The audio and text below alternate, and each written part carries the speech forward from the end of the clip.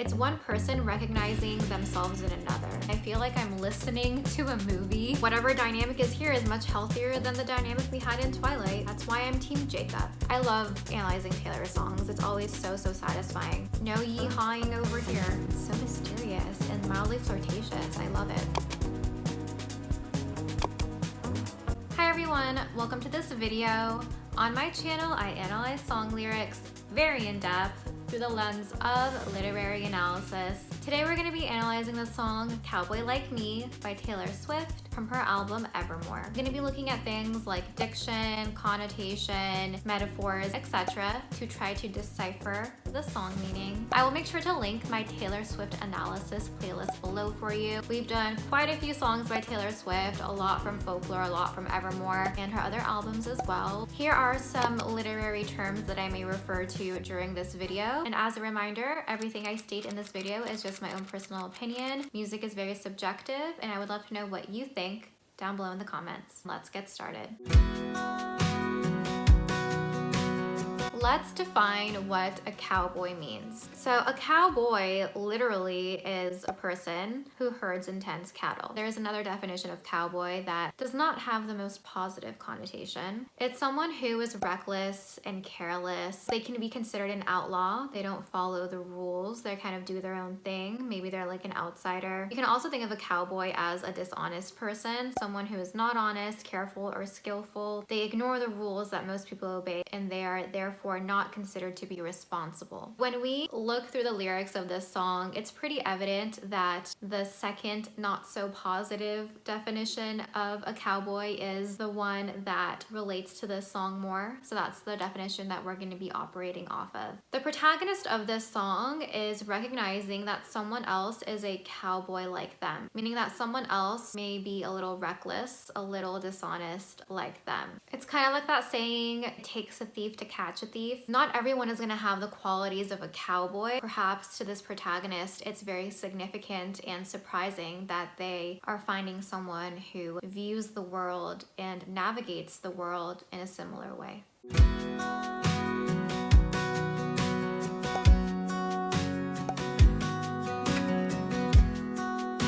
I love it when we start songs with the word "and." I love it. I've talked about this before. When you start a song or a verse with the word "and," it's like you're being plucked and dropped off in the middle of something happening. You're put into the middle of the action. To me, it makes it interesting and intriguing because things have already happened, right? Dialogues have been had, emotions have been stirring, and now we're just kind of like in the middle of like a sentence and in the middle of the story. It's kind of like a half thought, which makes me wonder what was said before the word "and." Like, what information are we not being given, and is that information significant? Mystery, drama. We have imagery from the get-go. We have like a tennis court, and then there's like a tent over it. So there's like a dancing floor right underneath. It's giving me like a small town fair dance floor vibe, which is like really cute, like mild Stars Hollow vibes. Hashtag Team Jess. The fact that the protagonist is being asked to dance again signifies that we are starting in the middle of a story here. She says, dancing is a dangerous game. Okay. Again, so mysterious and mildly flirtatious. I love it. There's already a dynamic in existence between the protagonist and this cowboy, their romantic interests. There are vibes that have been put out and interpreted. That's what I can assume from the lyrics so far. Now let's talk about why dancing is a dangerous game. Dancing is dangerous because dancing can bring forth passion. Dancing can be a very intimate thing, especially if there are already vibes. When you're dancing with someone, you have to be close to them. You're able to feel their energy much more closely. It's dangerous because you can let your guard down when you're in that situation. You can start to feel your feels more deeply. You may say something in the moment that you might regret. The dialogue here, dancing is a dangerous game, is a very cool and flirty and like kind of mysterious way to say that I do not want to be put in a vulnerable position with you. This is also indicating that there is something going on for the protagonist emotionally that they do not want to allow themselves to move forward in. If someone is indifferent towards a person, they would not say that dancing is a dangerous game.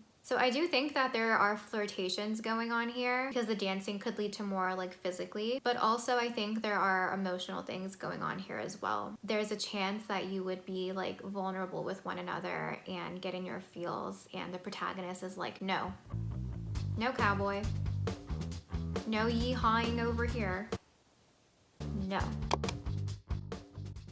Also, the fact that it's a game is very significant because games are played for fun. A game doesn't have like emotional depth, and a game is something where someone loses, right? There's a winner and a loser. We can also think about this in the context of mind games, emotional games, games of manipulation, maybe of seduction, if you want to go down that route. Both players of this game, the protagonist and this love interest, this other cowboy, they are both very skilled in game playing. They have a lot of practice, and I think that they've both been winners. I don't think either of them lose. So when you have two winners play against one another, I think that would be a very dangerous game. It would be very entertaining for like observers, but it would be very dangerous for the players. Verse 2.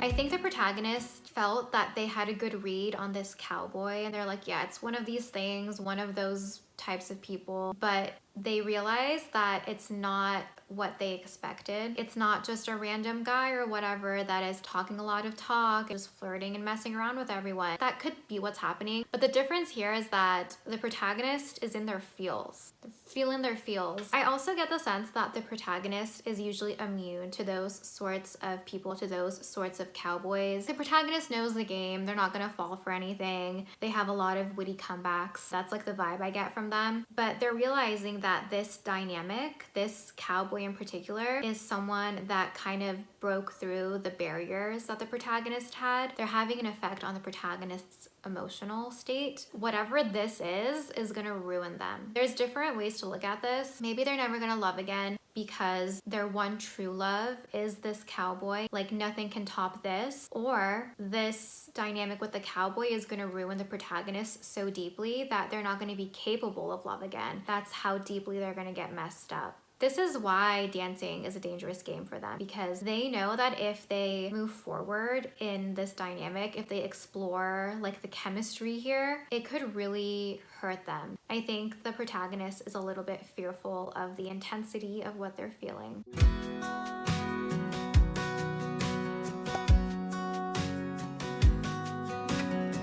I've got some tricks up my sleeve. Takes one to know one. You're a cowboy like me. Like I mentioned earlier, the protagonist is not someone who is gonna get played. You know what I mean? Like they know what they're doing. They have tricks up their sleeve. They're able to recognize those qualities in other people as well. This person who asked them to dance, they're a cowboy just like our protagonist. It's one person recognizing themselves in another. That's why dancing is a dangerous game to them, because they know what the other person is capable of.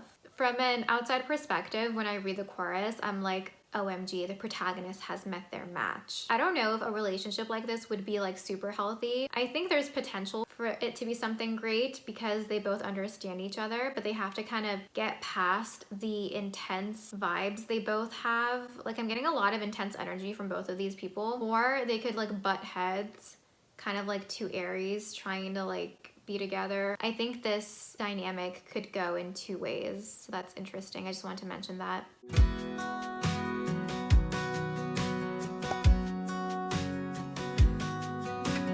Never wanted love, just a fancy car. I'm waiting by the phone like I'm sitting in an airport bar. I love Taylor's writing so much. I find Taylor's lyrics to be so satisfying because she just like, she knows what to say. She knows how to say it. She knows the appropriate diction to use to connote specific emotions. It takes a very skilled person, a person who's very masterful, to express emotions in such a succinct way. So this protagonist was not looking for love. They were looking for a fancy car. A fancy car is expensive. It's shiny. It is helpful because it can help you get places, but it doesn't really have any like emotional value. It's not a thing of depth. The mention of a fancy car here, it doesn't have to be that significant. However, we can take this a little deeper if we want. Cars take you from one place to another. It's a mode of transportation.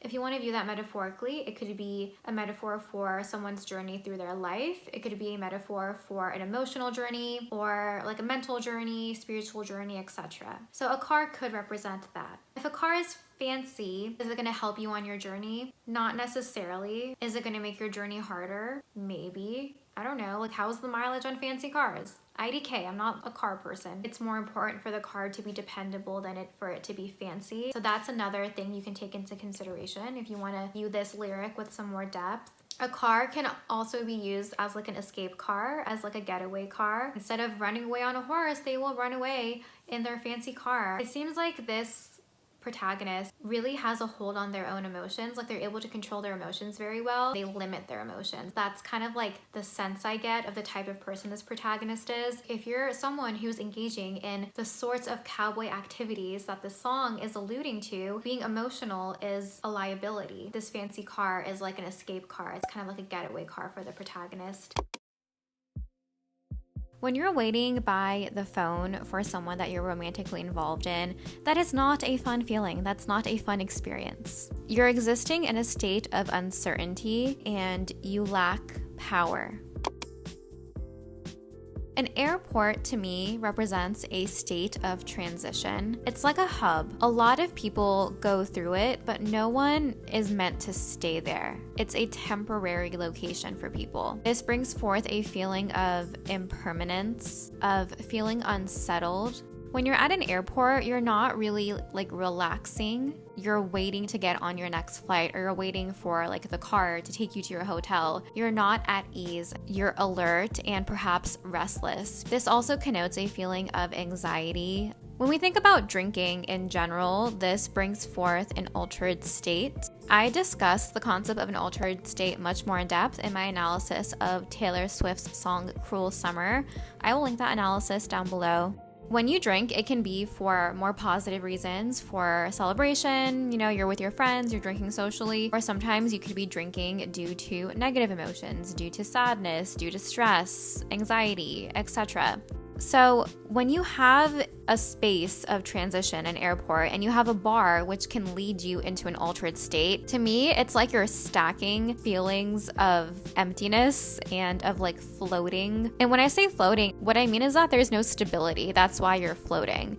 There's nothing to ground you in an airport or in a bar. Now, if we compare that to waiting by the phone, we can see some similarities. Waiting by the phone also brings forth a feeling of impermanence. You're existing in a state of uncertainty. There's nothing firm for you to stand on. There's nothing to ground you. So it is kind of like you're floating in an uncertain space. Floating, but in a negative way. This is a really interesting way to showcase that the protagonist is in their feels and that they are emotionally invested in someone else, whether they want to be or not. I think the protagonist is used to being the one that has the power and control of any situation they're in, but now they're realizing that someone has power over them.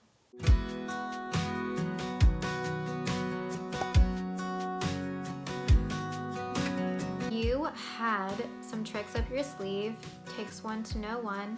You're a cowboy like me. So this chorus is in parallel to the first chorus. In the first chorus, the first line said, I've got some tricks up my sleeve, but now it says you had some tricks up your sleeve. There is a progression in time, and there is obviously a shift about who that line is about. Earlier, the protagonist was the one who had tricks up their sleeve, but now this love interest, this cowboy, is being described as having tricks up their sleeve. Since this song is from the point of view of the protagonist who is involved in this like love affair of sorts, I don't know what to call this. It's not a relationship, I don't think. Is it?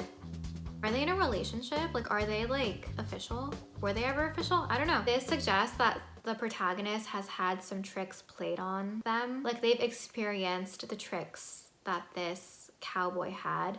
That's why they're able to make the statement, you had some tricks up your sleeve. It's kind of like they got played by them a little bit. And it's very, very ironic because it's literally parallel to the first chorus. It's like the trickster got tricked, the player got played. The tense here, the word had, is what is making me say that. This is why diction matters. If it said you have, H-A-V-E, present tense, some tricks up your sleeve, I would interpret this in a not so sad way. Since it's the word had, this indicates to me that the protagonist has experienced some trickery.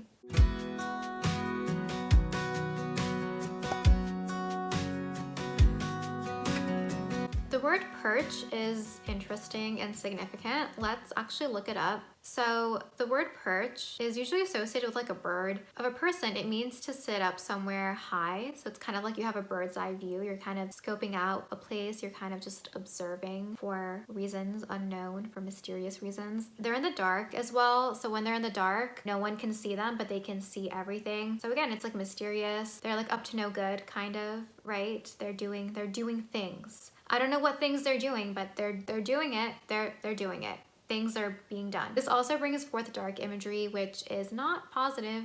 Telling all the rich folks anything they want to hear. This cowboy here that's being described, this love interest, is someone who I think is really good at observing people and studying people, understanding what they need to say to certain people to get what they want. So I think they're a very good judge of character. I think they use that for purposes that may not be honorable, but I think they're very good at reading people, and I think that's what's being suggested here. Master of manipulation vibes. So this cowboy is using love to manipulate rich people into giving him money. It's also ironic that the phrase pay for it is used because in addition to the rich folk literally paying, they're also gonna pay for it emotionally. And again, remember, it takes one to know one. So maybe our protagonist did the same exact thing. You're a bandit like me. Again, it takes one to know one. Let's look up the word bandit. A bandit is like a robber or an outlaw. They take unfair advantage of others. These are also two people who don't have like the highest values and the highest morals. Ethically, like they've done things, you know what I mean? As a listener, like, do I want to ship it? I kind of want to ship it just because it's so interesting, but like ethically, I'm like, kind of like the whole point, right? It's kind of like they've wronged so many people and now they have to go head to head to each other. Verse 5.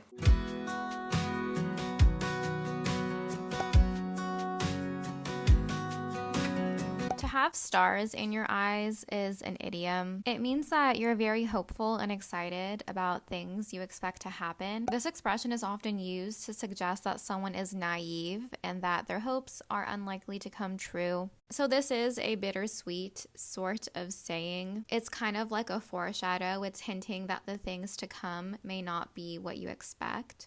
Here the protagonist is talking about themselves. They're the ones who were hopeful and perhaps a little bit naive. They were on their grind trying to, make something for themselves. Since they're a cowboy and we know what type of cowboy they were engaging in trickery and manipulation. The space they were existing in wasn't the most positive. One can assume that they didn't expect to find something as wonderful as love in the space that they were existing in, especially in the line of work that they were in. The first 3 lines of verse 5 really do give us a more intimate look into the emotional life of the protagonist, in my opinion.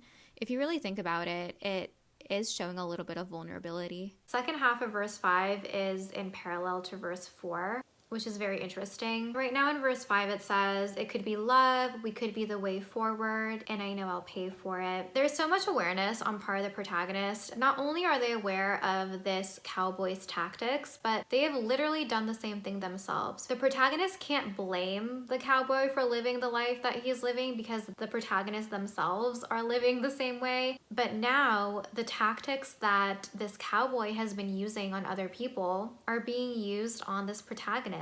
It could be genuine or it could all be manipulation. The protagonist knows this. Despite the protagonist having this awareness, they are in it, whether they want to be or not. They're emotionally invested. They're saying they know that they're going to pay for it. They've let their guard down. They're acknowledging these feelings, and the juxtaposition of these 2 verses, of this verse and the verse prior, is so incredibly interesting. I don't know, I really like the way that this song is set up. I love how the same lyrics are being used in different contexts. This is what makes the song really interesting to me, just the subtle irony of everything. It's like playful and flirty and sad and ironic. Those are words I would use to describe this song. Then we have repetition of verse 4 and verse 5, and now we're at the bridge.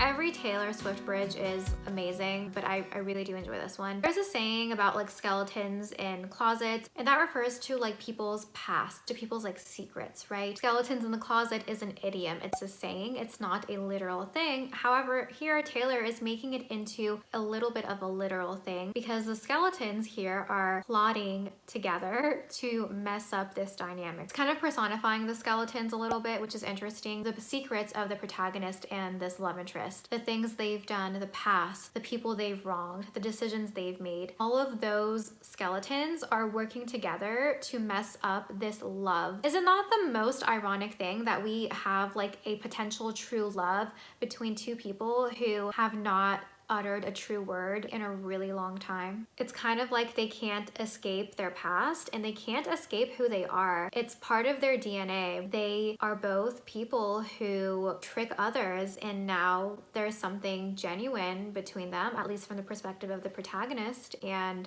that's kind of what's messing with everything. It's kind of like movies where you have like spies fall in love with each other, but the spies are so good at being spies that they're like, OMG, like, am I actually in love, or are we like manipulating each other, and am I spying on you on accident? Are you spying on me? I don't know. It's like these sorts of thought processes and actions are so deeply ingrained in these people's lives that it's like hard to know what's real and what isn't. Both of these people are really good at what they do. The protagonist, really great at making old men believe that they were in love. This cowboy, the love interest, did so many things that the ladies who lunch gossip about him, and you know, there's rumors about the things he's done. It's stuff of legends, I guess. So they both are really good at what they do. Takes one to know one. There's a few different ways we can think about the phrase locked it down. Maybe the protagonist decided to stop engaging in that sort of lifestyle. Maybe they want things to be true and genuine now that they found love. Or maybe they are talking about locking down like this relationship, this love. So it's kind of like the protagonist has power and has made a decision.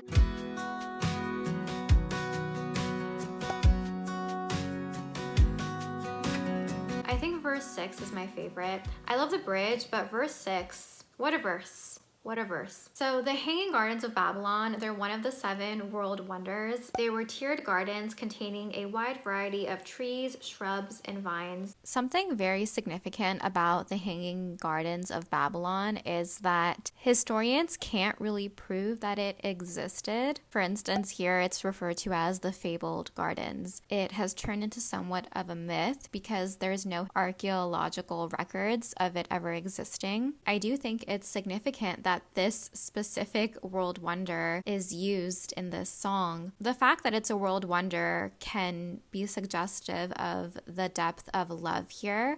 It's a very magnificent and grand love. However, even though it's so grand, there is no stable foundation for its existence. There is a few different ways you can think about this in the context of this song. Maybe the protagonist doesn't know if their love is reciprocated to the same degree, or maybe this just is reflective of who these two people are. Since both of these are cowboys and they've lived a life full of trickery and deception, you could ask yourself if they're even capable of having a healthy, pure love. Maybe they think that they're in love, but in reality, they're not even capable of it, just due to who they've become as a result of being cowboys. The mention of the Gardens of Babylon connotes a sort of bittersweet feeling. It's a little bit melancholy, in my opinion. It's similar to what I discussed with the airport bar lyric.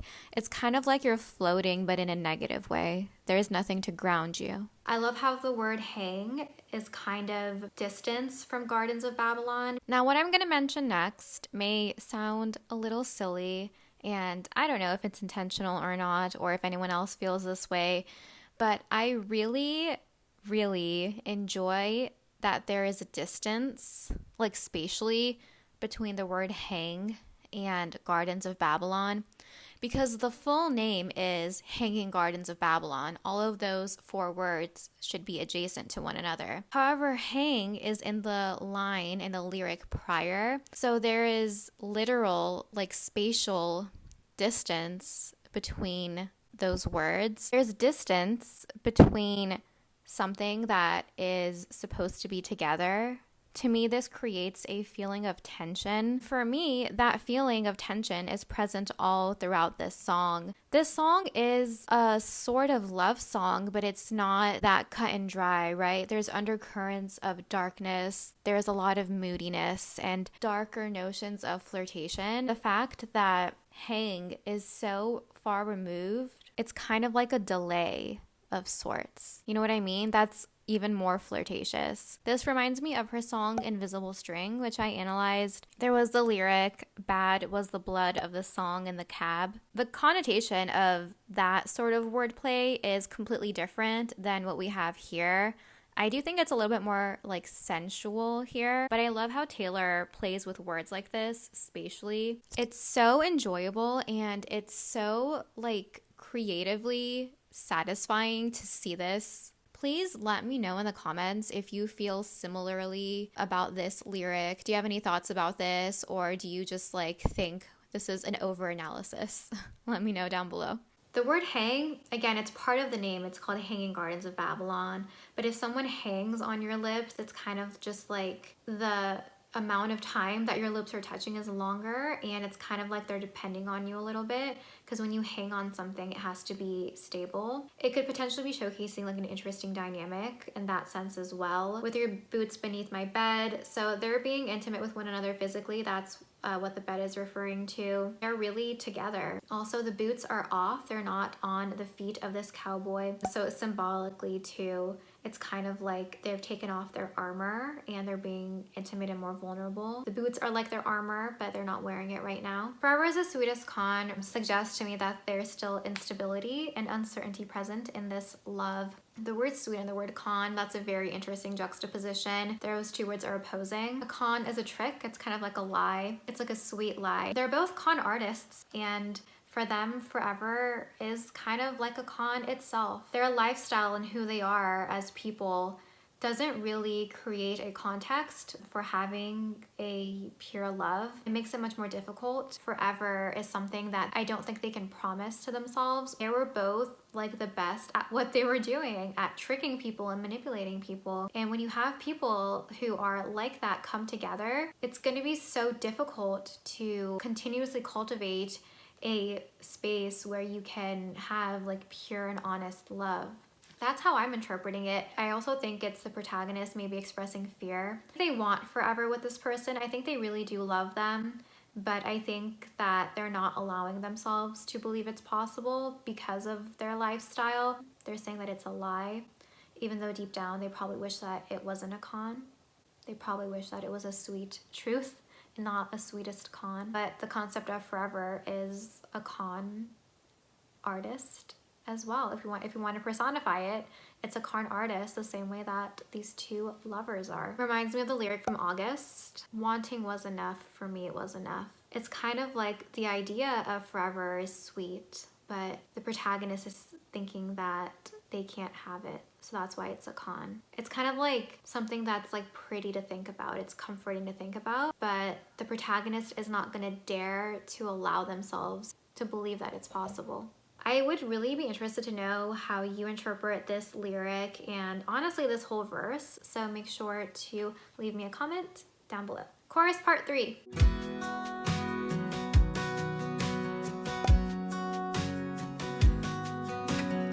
I've had tricks up my sleeve. What a progression, right? The first chorus is the protagonist saying that like they have tricks ready to go. I've got tricks up my sleeve. Then in the second chorus, we've had a progression in time. It sounds like the love interest, the cowboy, played some tricks on the protagonist. And now we have the protagonist saying that they have had tricks up their sleeve. So maybe this whole time they were waiting to do something if they needed to, or maybe they were playing a con this whole time. This is giving more power to the protagonist. It is suggesting that they had awareness and they were kind of like ready throughout this whole process. Or The had could be referring to how the protagonist was before they fell in love. They're talking about before they fell in love, they used to have tricks up their sleeve, right? So you can think about it in those two ways.